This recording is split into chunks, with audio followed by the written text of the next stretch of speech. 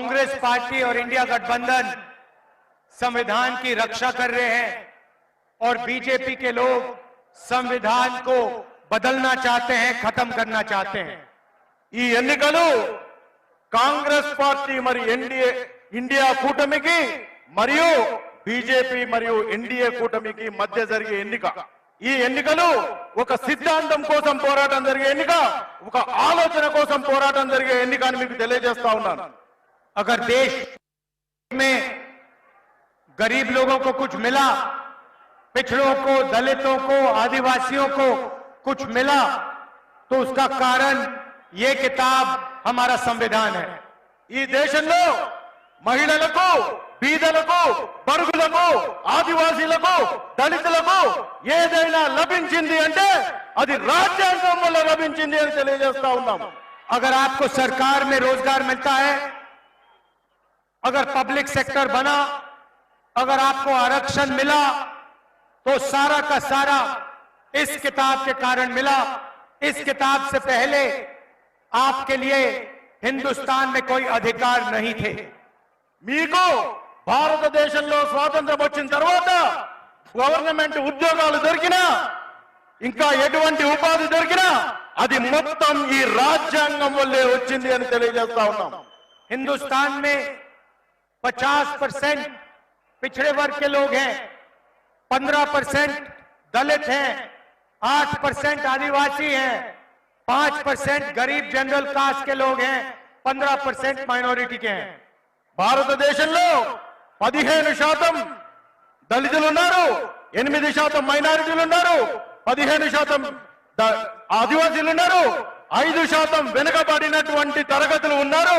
మొత్తం కలుపుకుంటే 50% మంది ఉన్నారు భారతదేశంలో అని చెప్తా ఉన్నాను। इन लोगों की रक्षा ये किताब करती है। వీళ్ళందరి యొక్క హక్కులను కాపాడేది భారత రాజ్యాంగం అని తెలియజేస్తా ఉన్నాము। और बीजेपी के लोग, नरेंद्र मोदी जी इस किताब को फाड़कर फेंकना चाहते हैं। ఈ బీజేపీ ప్రభుత్వం, బీజేపీ కూటమి భారతదేశానికి సంబంధించినటువంటి రాజ్యాంగం అనే పుస్తకాన్ని నలిపివేయాలని చూస్తా ఉంది। ये किताब अंबेडकर जी और गांधी जी ने दी। ఈ పుస్తకం అంబేద్కర్ గారు, నెహ్రూ గారు, గాంధీ గారు కష్టపడి బీద ప్రజల కోసం, వాళ్ళ హక్కుల కోసం రాసినటువంటి పుస్తకం అని తెలియజేస్తా ఉన్నాం। कहा जा सकता है कि अंबेडकर जी, गांधी जी के बिना ये नहीं बन सकती थी। అంబేద్కర్ గారు, నెహ్రూ గారు, గాంధీ గారు లేకుంటే రాజ్యాంగం అనే పుస్తకం రచించబడబోయేది అని తెలియజేస్తా ఉన్నాం। बीजेपी अंबेडकर जी के काम को, गांधी जी के काम को नकारना चाहते हैं, खत्म करना चाहते हैं। ఈ బీజేపీ ప్రభుత్వం అంబేద్కర్ గారు, నెహ్రూ గారు, గాంధీ గారు కష్టపడి బడుగులు, బలహీనుల కోసం తయారు చేసినటువంటి రాజ్యాంగం అనే పుస్తకాన్ని చించివేయాలనే ప్రయత్నం చేస్తా ఉన్నారు అని తెలియజేస్తా ఉన్నాం। तो ये चुनाव इस किताब को बचाने का चुनाव है और कांग्रेस पार्टी और मैं आपको आश्वासन देते हैं कि इस किताब को कोई नहीं बदल सकता, कोई नहीं हटा सकता। ఈ పుస్తకాన్ని బీజేపీ ప్రభుత్వం వాళ్ళ కూటమి చించివేయాలనే ప్రయత్నం చేస్తున్నారు। నేను కాంగ్రెస్ పార్టీ మా మిత్రులంతా కలిసి మీ హక్కులను కాపాడడం కోసం, ఈ పుస్తకాన్ని కాపాడడం కోసం మీకోసం పోరాటం చేస్తా ఉన్నానని తెలియజేస్తా ఉన్నాను। बीजेपी 2-3% लोगों की पार्टी है। బీజేపీ అనే పార్టీ 22 మంది కుటుంబాలను కాపాడడం కోసం ఏర్పడినటువంటి పార్టీ। जो भी नरेंद्र मोदी जी ने पिछले 10 साल में किया, 22 लोगों के लिए किया। నరేంద్ర మోడీ గారు ఈ 10 సంవత్సరాల్లో చేసింది ఏంటంటే 22 కుటుంబాలను కాపాడే పని మాత్రమే చేశారు అని తెలియజేస్తా ఉన్నాం। अदानी जैसे अरबपतियों का उन्होंने लाखों करोड़ रुपए कर्जा माफ किया। అదానీ, అంబానీల కోసం వాళ్ళ బ్యాంకు రుణాలను 16 లక్షల కోట్ల బ్యాంకు రుణాలను మాఫీ చేశారు నరేంద్ర మోడీ గారు అని తెలియజేస్తా ఉన్నాం। देश के सारे एयरपोर्ट, सारे पोर्ट्स, इंफ्रास्ट्रक्चर, डिफेंस इंडस्ट्री, सारी की सारी इन्होंने एक व्यक्ति को पकड़ा दी। భారతదేశంలో ఉన్నటువంటి విమానాశ్రయాలు, పోర్టులు, ఓడలు, విద్యా సంస్థలు, బ్యాంకులు అన్నిటినీ కూడా అమ్మి వేసి అదానీ అంబానీలను కాపాడే ప్రయత్నం చేస్తా ఉన్నారని తెలియజేస్తా ఉన్నారు. और किसानों का, मजदूरों का ये कभी कर्जा नहीं माफ करते. కానీ 16 లక్షల కోట్లు 22 కుటుంబాల కోసం రుణమాఫీ చేసినటువంటి నరేంద్ర మోడీ గారి ప్రభుత్వం భారతదేశ రైతులకు మాత్రం రైతు రుణమాఫీ చేయదు అని తెలియజేస్తా ఉన్నాము. तेलंगाना की सरकार ने गरीब लोगों के लिए बहुत काम किया. తెలంగాణ ప్రభుత్వం బీదలు పేదల కోసం ఎన్నో పథకాలు తెచ్చింది అనే విషయాన్ని తెలియజేస్తా ఉన్నాం. 30,000 सरकारी नौकरियां तेलंगाना के युवाओं को दी. 30,000 ఉద్యోగాలు తెలంగాణ ప్రభుత్వం నిరుద్యోగులకు ఉద్యోగాలు కల్పించే విధంగా చేసింది అని తెలియజేస్తా ఉన్నాము. 10 लाख रुपए का हेल्थ इंश्योरेंस स्कीम आपको दिया. ఆరోగ్య భద్రత కోసం 10 లక్షల రూపాయలు ఉచితంగా తెలంగాణ ప్రభుత్వం కాంగ్రెస్ ప్రభుత్వం ఇచ్చిందని తెలియజేస్తా ఉన్నాము. गैस सिलेंडर 500 रुपए के किए. గ్యాస్ సిలిండర్ 500 రూపాయలకే ఇస్తా ఉన్నామని తెలియజేస్తా ఉన్నాము. महिलाओं के लिए फ्री बस ट्रैवल किया. మహిళల కోసం ఉచిత బస్సును తెలంగాణలో ఇచ్చామని తెలియజేస్తా ఉన్నాము. और 200 यूनिट फ्री बिजली के आपको दिए. 200 యూనిట్ల ఉచిత కరెంటు కూడా ఉచితంగా తెలంగాణ ప్రభుత్వం ఇచ్చిందనే విషయాన్ని తెలియజేస్తా ఉన్నాము. मैंने आपसे कहा कि हिंदुस्तान में 50% पिछड़े, 15% दलित, 8% आदिवासी, 15% माइनॉरिटी के लोग हैं. తెలంగాణలో 15% దళితులు, 15% మైనారిటీలు, 8% ఇతర వర్గాలు, ఈబీసీలు వెనుకబడ్డ వాళ్ళు మొత్తం కలుపుకొని 50% వరకు ఉన్నారనే విషయాన్ని తెలియజేస్తా ఉన్నాను. उनकी सच्ची आबादी और उनकी भागीदारी के लिए हमने तेलंगाना में कास्ट सर्वे, जाति जनगणना लागू किया है. ఏ కులంలో ఎంతమంది ఉన్నారు, మీ బలం ఏంటి, మీకు ఎన్ని డబ్బులు రావాలి, మీకు ఏం చేయాలి అనే దానికోసం జాతీయ కుల గణన అనేటువంటి పథకాన్ని తీసుకొచ్చి భారతదేశంలో తెలంగాణలో ఉన్నటువంటి ప్రతి జాతి యొక్క బలాన్ని తెలియజేసే పని కూడా తెలియజేస్తా ఉన్నామని తెలియజేస్తా ఉన్నాం. इससे तेलंगाना की जनता को पता लग जाएगा, दलितों को, आदिवासियों को, पिछड़ों को पता लग जाएगा तेलंगाना में उनकी कितनी भागीदारी है और कितनी आबादी है.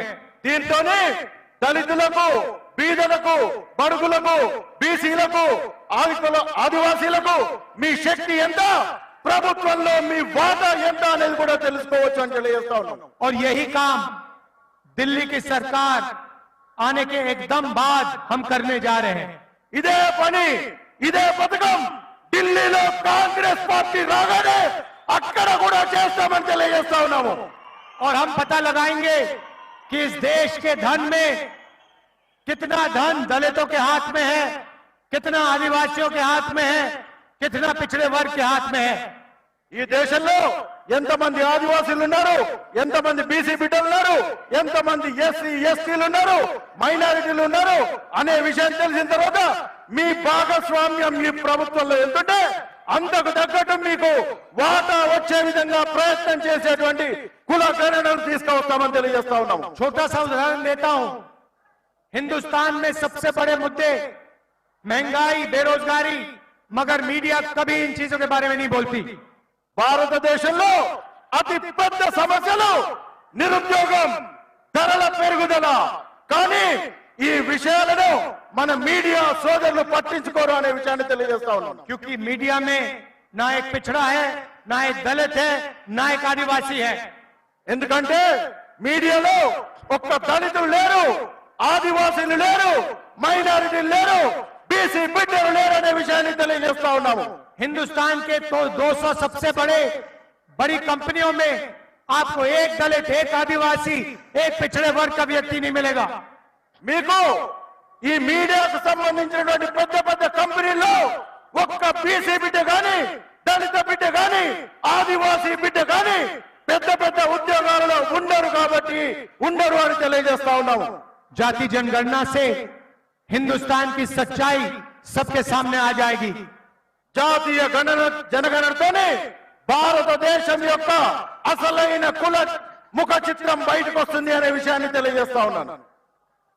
और क्रांतिकारी राजनीति जाति जनगणना के बाद शुरू होगी। దాని తర్వాత ఒక విప్లవాత్మకమైనటువంటి భారతదేశ ముఖ చిత్రం భారతదేశానికి భారతదేశ యువకులకు అవపడుతుందనే విషయం తెలియజేస్తా ఉన్నాను. बीजेपी रिजर्वेशन को खत्म करना चाहती है। बीजेपी रिजर्वेशन को खत्म करना चाहती है। బీజేపీ ప్రభుత్వం భారతదేశంలో రాజ్యాంగం వల్ల మీకు లభించినటువంటి రిజర్వేషన్లను తీసివేయాలనేటువంటి ప్రయత్నం చేస్తా ఉంది అని తెలియజేస్తా वो ఉన్నాను. हमेशा से रिजर्वेशन के खिलाफ हैं। उनके बड़े बड़े नेता कहते हैं कि रिजर्वेशन खत्म होना चाहिए। आरएसएस के सबसे बड़े नेता ने कहा कि रिजर्वेशन को खत्म कर देना चाहिए। బీజేపీ ప్రభుత్వం వాళ్ళ నాయకులు ప్రతిసారి అవకాశం దొరికినప్పుడల్లా భారతదేశంలోని రిజర్వేషన్లను తీసివేయాలి అనే మాటలు ఎన్నో పత్రికల్లో టీవీ ఛానళ్లలో ఇదే విషయాన్ని చెప్పారు. భారతదేశంలో రిజర్వేషన్లను తీసే ప్రయత్నం మళ్ళీ చేస్తా ఉన్నారనే విషయాన్ని చెప్తారు. आज 50% से ज्यादा रिजर्वेशन नहीं दिया जा सकता। 50% कैप ऑन रिजर्वेशन। ఈ రోజు 50% రిజర్వేషన్లు అమల్లో ఉన్నాయి. बीजेपी चाहती है कि रिजर्वेशन बंद हो, खत्म हो। బీజేపీ ప్రభుత్వం రిజర్వేషన్లు తీసేయాలి, రిజర్వేషన్లను మూసేయాలి అనేటువంటి ఆలోచన చేస్తా ఉంది. ये जो 50% का कैप लगा रखा है, इसे कांग्रेस पार्टी तोड़ के हटा के फेंक देगी। భారతదేశంలో కాంగ్రెస్ పార్టీ ప్రభుత్వం రాగానే 50% రిజర్వేషన్ల కంటే మించి రిజర్వేషన్లు ఇస్తాది అనే విషయాన్ని చెప్తా ఉన్నాము. अगर आपके पिछड़ों की आबादी 50% है, दलित 15% है, आदिवासी 8% है, तो 50% के कैप का कोई मतलब नहीं है। భారతదేశంలో 15% దళితులు, 15% మైనారిటీలు, 8% ఇతర బిడ్డలు ఉంటే మొత్తం కలిపి ఇక్కడే ఒక 50% రిజర్వేషన్లు అయితే ఉందనే విషయం తెలియజేస్తా ఉన్నాను. आज मनरेगा के मजदूरों को 250 रुपए मिलता है। 250 रुपए मनरेगा को मिलता है। మన్రేగా కార్మికులకు అంటే ఉపాధి హామీ కూలీలకు ప్రతిరోజు 250 రూపాయలు మాత్రమే వస్తా ఉంది. हमारी सरकार आएगी तो उसे हम 400 रुपए कर देंगे। మన ప్రభుత్వం రాగానే, భారతదేశంలో కాంగ్రెస్ పార్టీ ప్రభుత్వం రాగానే ఉపాధి హామీ కూలీలకు 400 రూపాయలు ఇస్తామని చెప్తా ఉన్నాము. जो महिलाओं को, विधवा महिलाओं को पेंशन मिलता है, उसे हम दुगना कर रहे हैं। Doubling old women's pension. మహిళలకు వాళ్ళకు రావాల్సినటువంటి చేయూత పథకాన్ని డబుల్ చేస్తాము అని చెప్తా ఉన్నాము. जो यहाँ महिलाएं आई हैं, आपसे मैं कुछ कहना चाहता हूं। ఇక్కడికి వచ్చినటువంటి మహిళలకు ఒక విషయాన్ని చెప్పదలుచుకున్నాను. 21वीं सदी में स्त्री और पुरुष दोनों जॉब करते हैं, मजदूरी करते हैं। భారతదేశంలోని అన్ని కుటుంబాల్లో మహిళలు పురుషులు ఉద్యోగాలు చేస్తూ ఉంటారు. 8 घंटे आप घर से बाहर काम करती हैं, आपके पति, आपके भाई भी 8 घंटे बाहर काम करते हैं। మీ ఇంట్లో ఉన్నటువంటి ప్రతి ఒక్కరికి ఉద్యోగం వచ్చేటువంటి పరిస్థితి ఇవాళ ఉన్నటువంటి పరిస్థితుల్లో లేదనే విషయాన్ని తెలియజేస్తాం. मगर फिर आप 8 घंटे एक्स्ट्रा घर में काम करती हैं। They work 8 hours extra at home, women. కానీ మహిళలు బయట పని చేసి వచ్చిన తర్వాత, కూలి చేసి వచ్చిన తర్వాత కూడా 8 గంటలు ఎక్కువ పని చేస్తారు. ఇంట్లో వంటింట్లో పని చేస్తారు, ఇంకా ఇతర పనులు చేస్తారు అని చెప్తా ఉన్నాను. तो तेलंगाना के पुरुष 8 घंटा काम करते हैं, तेलंगाना की महिलाएं 16 घंटा काम करती हैं। భారతదేశంలోని పురుషులు మగవాళ్ళు 8 గంటలు పనిచేస్తే మహిళలు బయట 8 గంటలు, ఇంట్లో 8 గంటలు, మొత్తం 16 గంటలు పనిచేస్తారని చెప్తా ఉన్నాను. शायद ये बात पुरुषों को अच्छा ना लगे, मगर ये हिंदुस्तान की सच्चाई है। ఇది ఎవరు ఒప్పుకున్నా ఒప్పుకోకపోయినా ఇది మాత్రం నిజమనే విషయాన్ని తెలియజేస్తా ఉన్నాను. और इस एक्स्ट्रा 8 घंटे के लिए महिलाओं को कुछ पैसा नहीं मिलता है। కానీ 8 గంటలు పనిచేసిన ఎక్కువ పనితనానికి మాత్రం ఎక్కడటువంటి చెల్లింపు ఉండదు అనే విషయాన్ని చెప్తా ఉన్నాను. इसीलिए हमारी सरकार एक ऐतिहासिक क्रांतिकारी काम करने जा रही है। కాబట్టి భారతదేశంలో కాంగ్రెస్ పార్టీ రాగానే ఒక అపూర్వమైన అద్భుతమైన ప్రణాళికను, పథకాన్ని మీ అందరికీ తీసుకొస్తామని అని చెప్తా ఉన్నాను. दुनिया में किसी भी सरकार ने ये काम करने का सोचा भी नहीं है। బీజేపీ ప్రభుత్వం ఇటువంటి పని చేసి दुनिया में किसी सरकार ने ये काम नहीं सोचा। భారతదేశంలోనే కాదు ప్రపంచంలోనైనా ఇటువంటి పథకాన్ని ఏ ప్రభుత్వం కూడా ఇంతవరకు తేవాలి అనేటువంటి ఆలోచనలు చేయలేదు. हम हर गरीब परिवार की लिस्ट बनाएंगे. మేము భారతదేశంలో ప్రభుత్వంలోకి రాగానే భారతదేశంలో ఉన్నటువంటి ప్రతి పేద కుటుంబాన్ని ఒక లిస్ట్ తయారు చేస్తాము అని చెప్తా ఉన్నాము. हिंदुस्तान के सारे गरीब लोगों की लिस्ट बनेगी. భారతదేశంలో ఉన్నటువంటి ప్రతి కుటుంబం పేద కుటుంబాన్ని గుర్తించి ఒక లిస్ట్ తయారు చేస్తాము అని చెప్తా ఉన్నాము. हर गरीब परिवार में से एक महिला का नाम चुना जाएगा. ప్రతి పేద కుటుంబంలో నుంచి ఒక మహిళను గుర్తిస్తాము అని తెలియజేస్తా ఉన్నాము. और उस महिला के बैंक अकाउंट में साल का 1 लाख रुपया हमारी सरकार डाल देगी.